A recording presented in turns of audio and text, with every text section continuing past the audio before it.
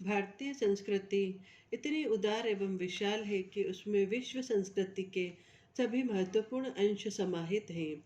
भारतीय संस्कृति में पुनर्जन्म, वर्णाश्रम व्यवस्था, धर्म, गणित एवं आयुर्वेद के सिद्धांत, धार्मिक एवं दार्शनिक सिद्धांत, विभिन्न भाषाएं, वैदिक एवं लौकिक साहित्य, सांस्कृतिक इतिहास, अध्यात्म, मोक्षवाद, आत्मा संबंधी कल्पना, मुक्ति, कर्म और ज्ञान का समन्वय, भौतिक एवं पारलौकिक सुख का समन्वय, दर्शन एवं धर्म का गहरा संबंध, परलोक आदि को सम्मिलित किया जाता है। संस्कृति मानव जीवन को संतुलन एवं दृढ़ता प्रदान करती है। भारतीय संस्कृति में मानवीय चेतना की सर्वोच्च गति के दर्शन होते हैं। भारतीय संस्कृति में मानवीय सिद्धांत, मूल्यों एवं आदर्शों का समावेश है। स्वार्थ के स्थान पर परमार्थ को अधिक महत्व दिया जाता है। भारतीय संस्कृति का ध्येय मनुष्य को चरम लक्ष्य बताकर उसे प्राप्त करने का उपाय और मार्ग प्रदर्शित करने का है। संस्कृति मानव सभ्यता का सार तत्व है। भारतीय संस्कृति विलक्षण रूप से कई पृथक तत्वों से मिलकर बनी है, जैसे बाहरी जगत के साथ संपर्क, विदेशियों का भारत में बसना, विभिन्न आक्रमण आदि विश्वव्यापी आंदोलनों ने कई जातीय एवं सांस्कृतिक अंशों को मिला दिया, जैसे प्राक द्रविड़, द्रविड़ आर्य, ईरानी, यवन, रोम, शक, हूण, इस्लाम और यूरोपीय। भारतीय संस्कृति प्राचीन और सनातन है, क्योंकि जब विश्व के अन्य भागों में संस्कृति के अंकुर फूटने वाले थे, उस समय भारत में एक विकसित संस्कृति पल्लवित हो चुकी थी। भारतीय सामाजिक संस्थाओं एवं समाज ने यूनान एवं रोम का उत्थान एवं पतन देखा है। जरथुस्त्री, यहूदी, ईसाई और मुस्लिम धर्मों के आविर्भाव से पहले भारतीय संस्कृति एवं धर्म मौजूद था। अब्ज, सुमेर, बाबुल, मिस्र, यूनान, रोम आदि की गौरवपूर्ण प्राचीन संस्कृतियां अब केवल खंडहरों के रूप में शेष रह गई है, परंतु भारतीय संस्कृति अभी भी पल्लवित हो रही है। भारतीय संस्कृति में धर्म तथा ईश्वर में श्रद्धा एवं निष्ठा युक्त भावना आध्यात्मिकता कहलाती है। आध्यात्मिक दृष्टिकोण से प्रत्येक प्राणी में आत्म तत्व पाया जाता है। भारतीय संस्कृति में ब्रह्म की व्यापकता को सर्वोपरि माना है। निश्चय ही सब प्राणी जिससे उत्पन्न होते हैं, उत्पन्न होकर जिसके द्वारा जीवित रहते हैं, अंत में उसी को प्राप्त कर उसमें लीन हो जाते हैं, वही ब्रह्म है। धर्म, दर्शन, राजनीति शास्त्र, नीति शास्त्र, समाजशास्त्र, कला, प्रणय संबंध, श्रृंगार, युद्ध और शांति सभी का प्रमुख आधार आत्मा के अभेद और परमात्मा की व्यापकता पर आधारित है। भारतीय संस्कृति और जीवन का मूल आधार धर्म है। व्यक्ति को वही कार्य करना चाहिए जिसमें लौकिक और पारलौकिक कल्याण हो। धर्म दूसरे को हानि नहीं पहुंचाता, धर्म प्रजा को धारण करता है। भारतीय संस्कृति में धर्म को जीवन के कर्तव्य के रूप में भी देखा गया है। जगत और जीवन का आधार धर्म है। उत्सव, पर्व और त्योहार सामाजिक जीवन के महत्वपूर्ण अंग हैं। इन पर धर्म का प्रभाव दृष्टिगोचर होता है। हिंदू जीवन दर्शन के अनुसार शास्त्र विहित कर्म ही धर्म है। सत्य, अहिंसा, अस्तेय, ब्रह्मचर्य, त्याग आदि सार्वभौम कर्तव्य कर्म है और इनका आधार धर्म ही है। हिंदू जीवन व्यवस्था में व्यक्ति पर 5 प्रकार के ऋण माने गए हैं।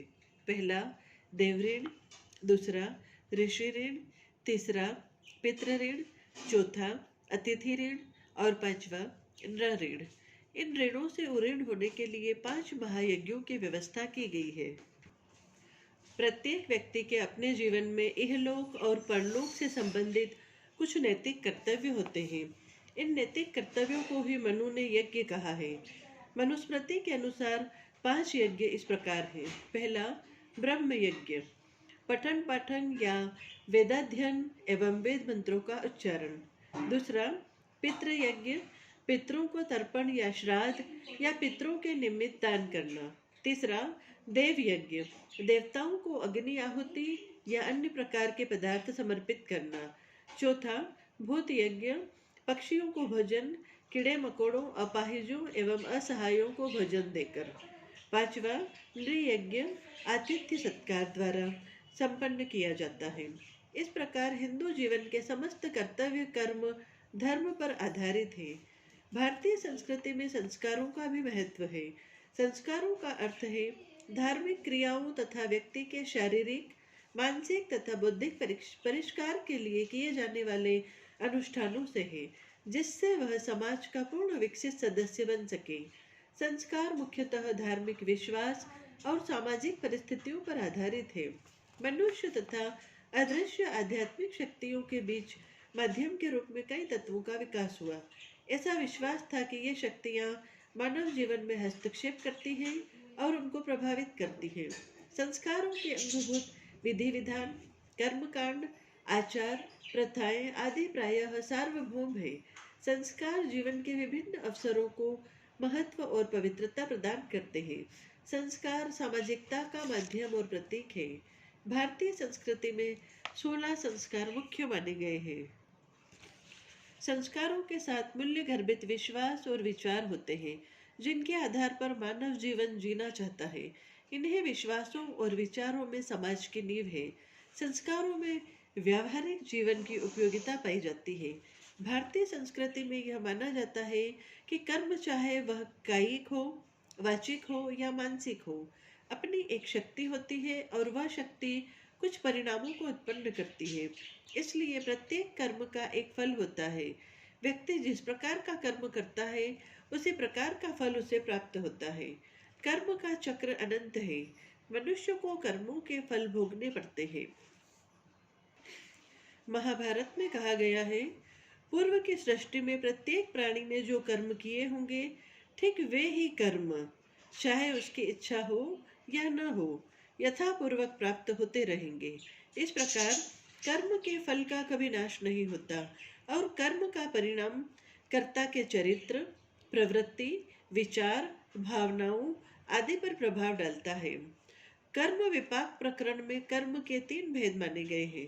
पहला संचित कर्म, दूसरा प्रारब्ध कर्म और तीसरा संचयमान अथवा क्रियमाण कर्म। इस जन्म में किया गया या पूर्व जन्म में किया गया कर्म संचित कर्म है।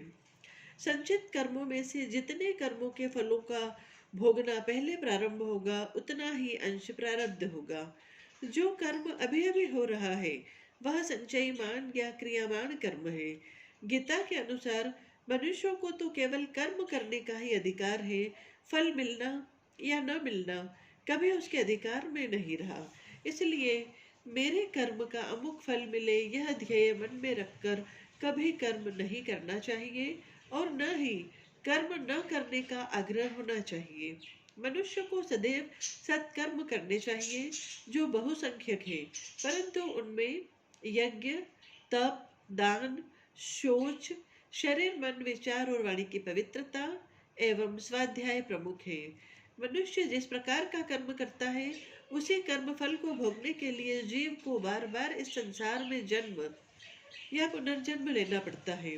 संतों का सभी भारतीयों को सतत यही उद्देश्य रहा है कि ज्ञान, उपासना और कर्म के इस त्रिवेणी संगम पर आनंद के साथ पुनर्जन्म लेकर संसार में वर्णाश्रम धर्म का पालन करते हुए सुखपूर्वक रहो। भारतीय संस्कृति में भौतिकवाद और अध्यात्मवाद में एक अपूर्व समन्वय स्थापित किया गया है। इसके लिए एक ऐसी सामाजिक व्यवस्था बनाई गई जो वर्णाश्रम व्यवस्था कहलाई। वर्ण व्यवस्था के अंतर्गत संपूर्ण समाज को 4 वर्णों में बांटा गया है।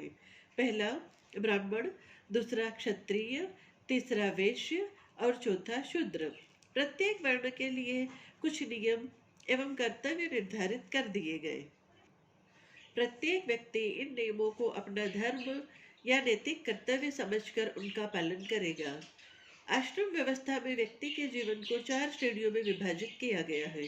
पहला ब्रह्मचर्य आश्रम, दूसरा गृहस्थ आश्रम, तीसरा वानप्रस्थ आश्रम और चौथा संन्यास आश्रम। त्यागमय भोग का आदर्श आश्रम व्यवस्था में मूर्त होता है। ब्रह्मचर्य ज्ञान प्राप्ति, गृहस्थ भोग, वानप्रस्थ भोग से निर्लिप्तता और संन्यास पूर्ण वैराग्य का द्योतक है। ऋषियों ने समाज कल्याण के लिए सर्वप्रथम मनुष्य के व्यक्तिगत जीवन को सुधारना अधिक उचित समझा था। इसी के फलस्वरूप आश्रम व्यवस्था का जन्म हुआ। आश्रम व्यवस्था का मुख्य उद्देश्य जीवन को एक व्यवस्थित ढंग से निर्देशित और संचालित करना था, जिससे परम लक्ष्य की प्राप्ति संभव हो सके। भारतीय संस्कृति में व्यक्ति को पुरुषार्थ करने की प्रेरणा भी दी गई है। पुरुषार्थ उस सार्थक जीवन शक्ति का द्योतक है जो कि व्यक्ति को सांसारिक सुख भोग के बीच अपने धर्म पालन के माध्यम से ईश्वर प्राप्ति या मोक्ष की राह दिखलाता है। पुरुषार्थ चार माने गए हैं। पहला धर्म, दूसरा अर्थ, तीसरा काम और चौथा मोक्ष। धर्म वह नैतिक नियम, वह आदर्श है जो कि व्यक्ति को भौतिक सुख और सांसारिक भोग विलास के बीच भी जीवन के उच्चतर लक्ष्यों के प्रति जागरूक एवं सचेत रखता है और उनके व्यवहारों को नियंत्रित और निर्देशित करता है। इस प्रकार धर्म मानव जीवन का आधार और मार्गदर्शक है। अर्थ तथा काम सांसारिक कर्मों तथा इच्छाओं की तृप्ति के साधन है और मोक्ष जीवन का अंतिम, चरम और परम लक्ष्य है। जिस व्यक्ति के जीवन में इन चारों का संतुलन या संतुलित समन्वय है, वही पुरुषार्थ का प्रतीक है। भारत में जाति प्रथा भी अपनी तरह की एक विचित्र एवं रोचक संस्था है। जाति मुख्यतः जन्म के आधार पर सामाजिक संस्तरण और खंड विभाजन की वह गतिशील व्यवस्था है जो खान पान, विवाह, पेशा और सामाजिक सहवास के संबंध में अनेक या कुछ प्रतिबंधों को अपने सदस्यों पर लागू करती है। भारतीय संस्कृति में संयुक्त परिवार प्रणाली हिंदू सामाजिक जीवन की अनोखी विशेषता है।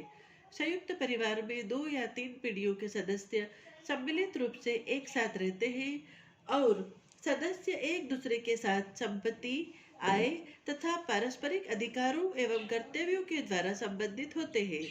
संयुक्त परिवार पितृसत्तात्मक या मातृसत्तात्मक होता है।